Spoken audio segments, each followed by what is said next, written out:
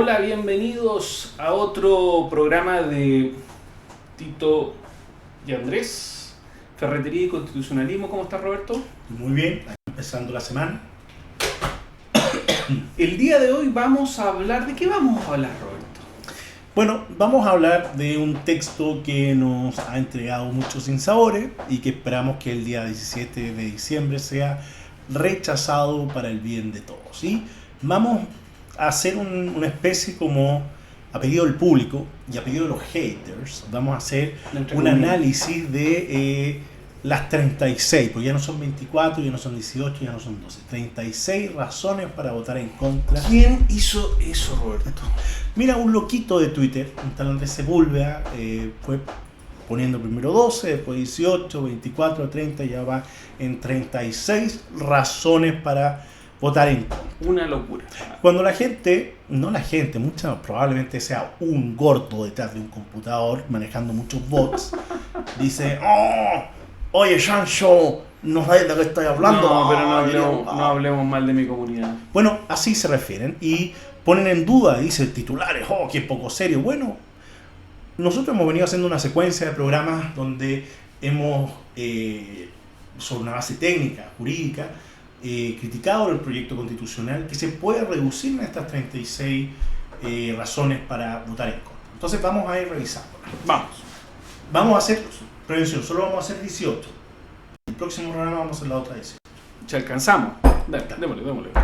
Empieza tú. 1. El odio será derrotado. Ya, ¿por qué se dice el odio será derrotado? ¿Qué es de jurídico el odio? Bueno, tenemos que entender de que las mayorías circunstanciales que se presentaron tanto en la convención pasada como en este proceso constituyente, lo único que han hecho es que aquellos que obtuvieron una aplastante mayoría en ambas elecciones hayan pasado máquina a la visión que ellos consideran es enemiga, y ni siquiera enemiga, sino que incluso con aquellos consejeros que son gente más bien de centro izquierda, con quien se pudo haber llegado a algún tipo de acuerdo, se les escuchó, pero finalmente se optó por pasar directamente máquina por todo. O sea, acá se impone una visión, una cosmovisión absoluta respecto de religión, moral, política, economía, ideología, y para pasar por encima del enemigo, pero se pasa por alto que en realidad la Constitución va a regir sobre todas las personas, todos los habitantes de la República. Entonces esta es una constitución del odio en cuanto pretende imponer una visión y pasar máquina a la totalidad de los chilenos, no solo a quienes ellos pueden considerar como adversarios. Y también se manifiesta muy claramente en el proceso constitucional desde la visión de hacer una constitución en contra de alguien, en contra de determinados grupos. Una constitución, y se hablaba cuando se iniciaron el gran proceso de cambio constituyente, tiene que ser una casa de todos. La casa de todos no se construye haciendo un foso, haciendo trampas para que unos caigan, claro, y encerrando a la mayor parte de la población. No, y con una lógica adversarial permanente. Eso no tiene ningún sentido. No estamos de acuerdo en el punto 1 en todo, ¿ya? Y el hecho de que se jodan como jingle de campaña lo resume totalmente. Es tremendamente honesto. Sí. 2. Se castiga al otro extremo. Aquí nos referimos obviamente al extremo de la ultraderecha. Claro, porque ya se castigó al extremo de la ultraizquierda. No tiene sentido cuando se dicen, por ejemplo, los haters ahí en Twitter y los bots, bueno, pero tú estuviste por esta opción, esta otra opción. Bueno, pero esa opción perdió. Y esa opción perdió porque efectivamente era una opción refundacional, absurda, que no tenía cabida dentro de nuestra historia constitucional y política, y la gente la castigó en la urna, ¿ya? Entonces ese extremo fue... Y de hecho, digámoslo, era bien transversal esa sensación incluso antes de la elección del 4 de septiembre, cuando todas las fuerzas políticas tienen que llegar a un acuerdo que para darle viabilidad había que aligerar ese texto, había que modificarlo, el aprobar para reformar. No, y de hecho era un consenso dentro de las mismas fuerzas del apruebo. Nadie decía, sí, por eso. Vamos a aprobar para quedarnos con el texto, no. Entonces, ¿qué hizo la derecha? Bueno, la derecha, movida por la ultraderecha, mayoritaria en este proceso. Y con un afán revanchista. Claro, dijo, ahora vamos a hacer la contraconstitución de la Convención del 2021. Y entregaron un texto que ni siquiera puede otorgar el beneficio de la duda de aprobar para reformar, porque es un texto que no se puede reformar. Tal cual. Es un Y texto esto, pétreo. y esto viene vinculado al tercer elemento, que es se fortalecen los centros, porque obviamente cuando se castigan a los extremos, lo que se fortalece es todo aquello que está entre los extremos. Y ojo, porque los dos extremos son malos. Acá van Sí. a decir que uno está desde uno u otro punto de vista. Claro, nosotros tenemos nuestra visión ideológica, pero los extremos son malos desde el punto de vista que son sobreideologizados.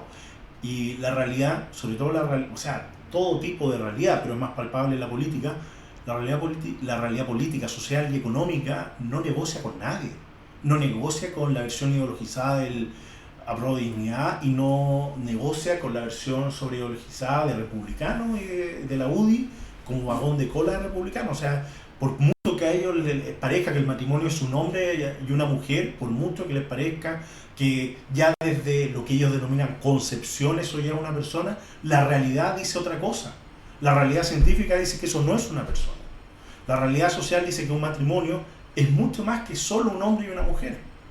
Y que además la versión del matrimonio no es meramente reproductiva. Entonces, eso es lo que hay que tener en consideración. Los extremos son malos no por el eslogan, sino porque parten de un punto de vista ideologizado que desestima el mayor insumo que tiene un político, que es la realidad.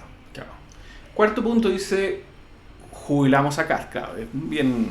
Bueno, esto ya es más político, pero Sí, pero tiene que ver con que el gran derrotado finalmente en el evento de que gane el en contra va a ser caso. y la ultraderecha van a ser quienes son sus caras más visibles de la ultraderecha, que en este caso es José Antonio Kast. No, y de hecho, esto es parte del proceso. Esto ha sido asumido por parte de la extrema derecha como una especie de plebiscito contra el gobierno, pero también es un plebiscito a favor de Kast. Lo que le está diciendo a la gente es, oye, mira, apoya esta propuesta porque esta propuesta es la condensación de las ideas de José Antonio Kast. Eso es lo que señalaron ya desde antes del proceso de instalación en la elección, y es lo que vienen señalando ya en campaña. Ahora un poco de una forma más tibia, porque vieron que Kast ya ha ido perdiendo fuerza. Pero en realidad eso es lo que quieren. O sea, si nosotros votamos en contra y el en contra es mayoritario, el golpe lo recibe Kast. Estamos de acuerdo. 5. Rescatamos a Chile Vamos de la Ultra. Está vinculado igual políticamente a todo esto, ¿no? Sí. ¿Ya? Obviamente, hoy por hoy está un poco mimetizada la derecha tradicional, Renovación Nacional, la UDI, con la ultraderecha. Ha venido acercándose mucho a sus posturas y sobre todo a su intransigencia, que de alguna manera un golpe al Partido Republicano va a ser darle un oxígeno también al partido de Chile Vamos. No, y de hecho como que la dirección que ha tenido Macaya ha sido sorprendente porque yo fui niño en los 90. Siempre me interesó un poquito la política y cuando ya tenía como 15, 16 años me llamaban la atención estos partidos de derecha que eran tremendamente intransigentes, que siempre estaban obstaculizando todo, pero aún así la derecha que tenemos hoy en día y la UDI de hoy en día es mucho más dura de la que teníamos a finales de los 90, lo que es inexplicable porque para aquellos que recuerdan, que comparten la misma edad que tengo yo, 40 años, recuerdan que ahí teníamos a Pinochet, o sea, estábamos saliendo de la dictadura, la democracia nueva estaba en ciernes y la derecha se sentía envalentonada de cierto punto de vista porque tenía el respaldo de las armas, ¿ah? Porque todavía estaba el dictador en ese minuto en la comandancia en jefe y después en el Senado. Pero ahora, y aún así, no era una derecha tan ideologizada y tan dura como No, es nada. Y de hecho venía como democratizándose, Sí. venía reconociendo los errores del pasado, ¿te acuerdas de los cómplices pasivos en que Del Piñera 2013. denunciaba? Claro. Y ahora como que regresaron a esa derecha más bien dictatorial, Cavernaria. con un Alessandri diciendo que se justifica el golpe. Claro, tiene que ver con lo mismo. Vámonos al punto 6, dice, evitamos un texto que nos divide.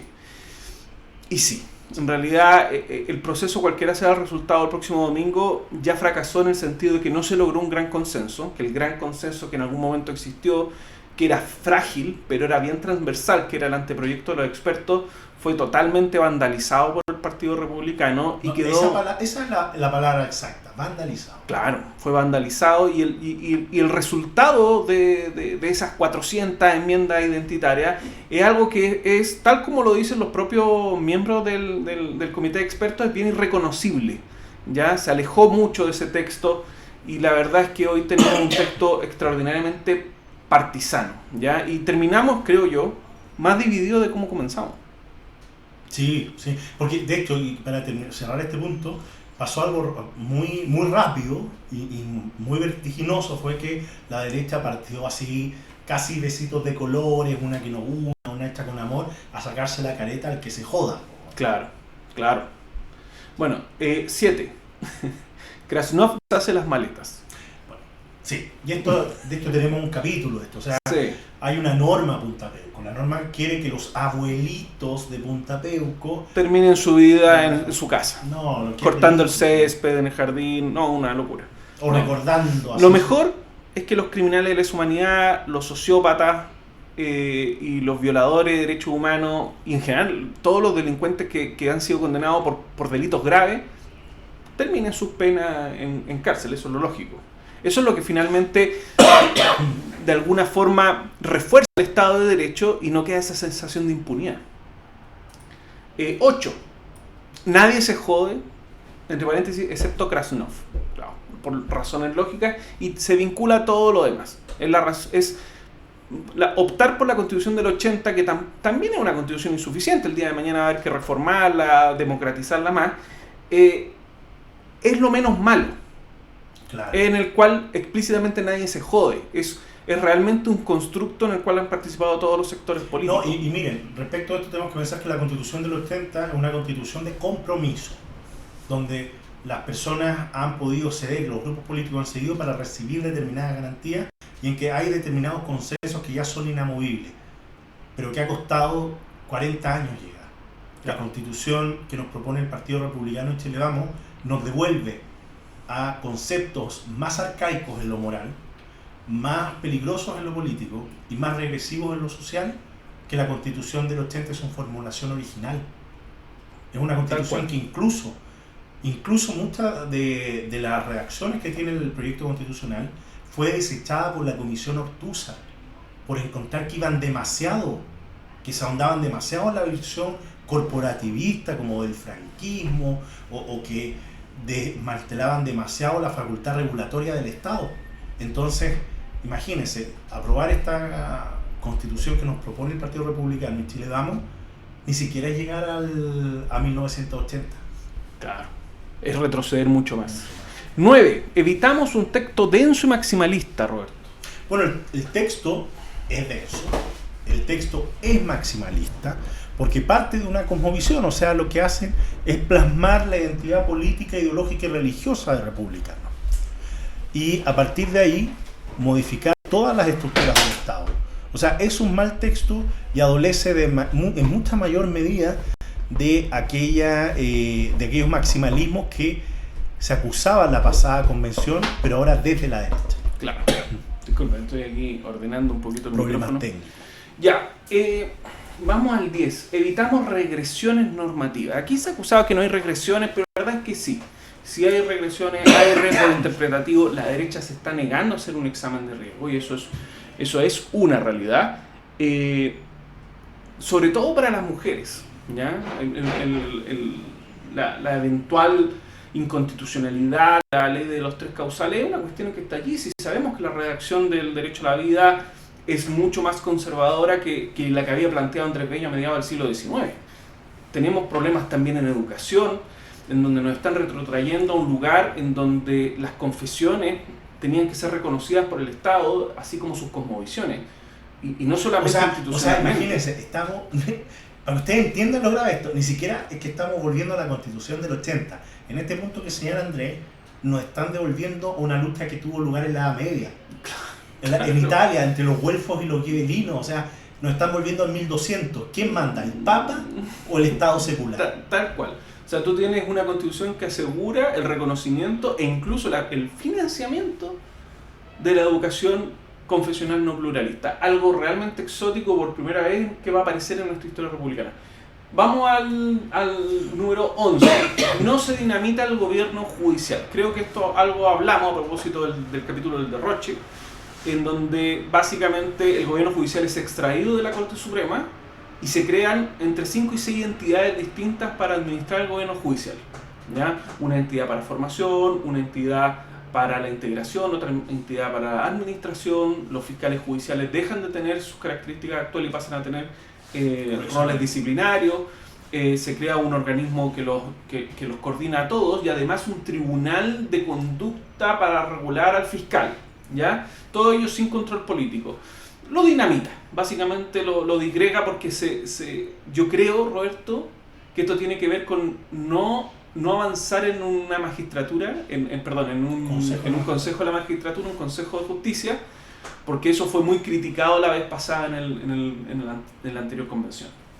Sí, pero nos trae un sistema totalmente inorgánico y funcional. Sí, totalmente. Número 12.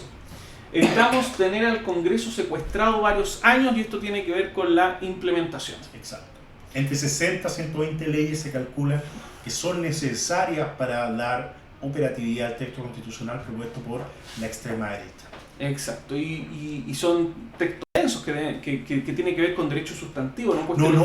Y ni siquiera estamos hablando que sean textos densos por los derechos sustantivos, sino porque todos tienen un contenido presupuestario. Claro, además entonces son tremendamente complejos de abordar desde el punto de vista técnico, presupuestario, legislativo, además que ya el trámite legislativo en Chile, por la existencia de 2 cámaras, tiende a ser un trámite más o menos dilatado en el tiempo. No, desaparece el Congreso por un par de años, por lo menos. Y ninguna de las urgencias de la gente va a poder ser atendida. Ninguna, ni seguridad, ni salud, ni pensiones, nada de eso. La economía sobre todo. Vamos entonces al número 13. Evitamos un texto partisano. Bueno, aquí vamos a referirnos a lo que dijimos en el maximalismo. Y es que este es un texto que es partisano. ¿Y qué es un partisano? Porque siempre se habla de esta ¿Qué es un partisano, Robert? Bueno, un partisano es aquel miembro, en términos históricos, aquel miembro de la resistencia italiana y de la resistencia francesa durante la Segunda Guerra Mundial. Es un partisano históricamente. Pero cuando se habla en política de un partisano, se habla de un guerrillero. Se habla de alguien que está parapetado en su posición, pegándote ahí con el rifle. Toma partido, que es parcial. Exacto. Pero es más allá que tomar partido. Es alguien que no solo está tomando partido, sino que te está atacando. Un partisano es eso, es como un soldado de su causa. Entonces, esta constitución... Y que fue una crítica que se le hizo al texto anterior. Claro, entonces este proyecto constitucional es tremendamente partisano, porque parte de la identidad de derecha, y desde esa identidad de extrema derecha construye un texto que pretende imponer a la nación. 14. El Fondo Municipal mantendrá su financiamiento. Bueno, la injusticia tributaria que consagra el texto que quieren hacernos aprobar, lo que hace es de financiar a las municipalidades más pobres a través del Fondo Municipal, y tenemos un programa sobre eso. Sí, y si bien existe esta norma transitoria que obliga a que el presidente de la República tenga que establecer dentro de un año una ley que de alguna forma compense ese daño económico, también la misma transitoria establece que sí o sí, para un año determinado, que creo que es el 2026, se va a aplicar aun cuando no se haya llegado a acuerdo o aun cuando no exista esa ley. Y esto es importante porque obviamente es una norma que redistribuye riqueza. ¿Ya? Probablemente el Ejecutivo, y mucho menos este gobierno, en el evento de que esto se apruebe, va a establecer una ley que sea más regresiva, o sea, que aumente el IVA, va a hacer aumentar renta. Sabemos lo que la derecha hace cuando se presentan reformas tributarias que tienen por objeto aumentar la renta. Se niegan, lo rechazan. Entonces, el riesgo de que esto no avance en tener un sistema redistributivo de riqueza para suplir ese fallo son altas. Es que yo creo, más allá, el texto en este punto es redistributivo, o es potencialmente redistributivo, pero a la inversa. ¿A qué me refiero? De que finalmente se van a generar impuestos que van a gravar a la masa más pobre para beneficiar... Eso es regresivo. Exacto. O sea, es que regresivo, quiero caracterizarlo más allá de lo regresivo que es. O sea, que genera una redistribución inversa, si bien el término técnico es regresivo, pero políticamente eso es más grave y le queda más claro a la gente. De que al final la gente más pobre va a terminar pagando y va a terminar pagando por las mansiones de las 3 comunas más ricas. Bueno, y esto se vincula con otra norma, ahí está en el número 16 acá, dice: los que ganan más no pagarán menos impuestos. ¿Por qué? Porque se establecen reglas de descarga fiscal, ¿ya? En que una familia puede descargar todos aquellos gastos que sean necesarios para el costo de la familia, y obviamente eso va a beneficiar a quienes más gastan, y los que más gastan por regla general son los que más tienen. Vamos al número 17. No hay riesgo de que el narcotráfico deje de ser delito. Esto tratado en extenso, no lo decimos nosotros. Sí. Esto partió desde la academia, una universidad reconocidamente derecha. Como No, antes, Roberto. O sea, si tú me preguntabas, ¿cuándo parte? Esto parte en junio, cuando Beltensen saca una columna felicitando el nuevo criterio de legalidad. Eso es lo que advierten los profesores de la Adolfo Ibáñez y dicen, ojo, si hay un nuevo criterio o un nuevo principio de legalidad, estamos diciendo que las leyes penales en blanco van a quedar fuera de juego y eso puede dejar fuera de juego la ley de narcotráfico. Eso es, esa es la situación. Entonces, la derecha se ha desdicho y ha planteado de que no existe un nuevo criterio de legalidad, pero sí existe una nueva redacción, sí tenemos un promotor del nuevo criterio de legalidad que la está favoreciendo. Entonces, hay un problema y aparte la derecha en esto ha sido extraordinariamente responsable de no generar un acuerdo por último para establecer una ley interpretativa, que es lo mínimo, ¿ya? Número 18, y con esto terminamos. La educación seguirá siendo científico-humanista. Punto 18. Bueno, y esto tiene que ver con la extrema ya a niveles desconocidos y sin límite, libertad de educación que se le otorga en el texto, ¿ya? Tanto el punto que el Estado tiene la obligación de asegurar y financiar con recursos públicos procesos educativos e instituciones educativas identitarios, no pluralistas y acientíficos. O sea, puede darse el caso que alguien pueda decir, oye, el Estado tiene que financiar una universidad de ciencias bíblicas. Claro. El Estado tiene que financiar de hecho, una universidad... hay una norma que dice que, en términos generales, a propósito de la libertad de enseñanza, que los privados pueden controlar por lo menos el 50% del currículum, ¿ya? Escolar, ¿ya? O sea, la educación reconocida por el Estado, el Estado no tiene la posibilidad de intervenir mayoritariamente en sus currículos escolares. Es ridículo, absolutamente ridículo. Y hoy día no. La educación que reconoce el Estado tiene que ser científico-humanista en el ámbito de primaria y secundaria, a menos que se trate de una institución técnica, ¿ya? Y en esos casos, el Estado sigue controlando la mayoría del currículum porque es la educación que reconoce el Estado. Porque no es el Estado, no es que se haga un criterio ideológico, son criterios técnicos. Sí, son criterios y eso técnicos. Desaparece con este texto constitucional que están proponiendo. Tal cual. Bien, Roberto, hemos llegado a la 18, nos llevamos 22 minutos, un abrazo a todos, vamos a hacer otra 18 que queda. Chao, chao.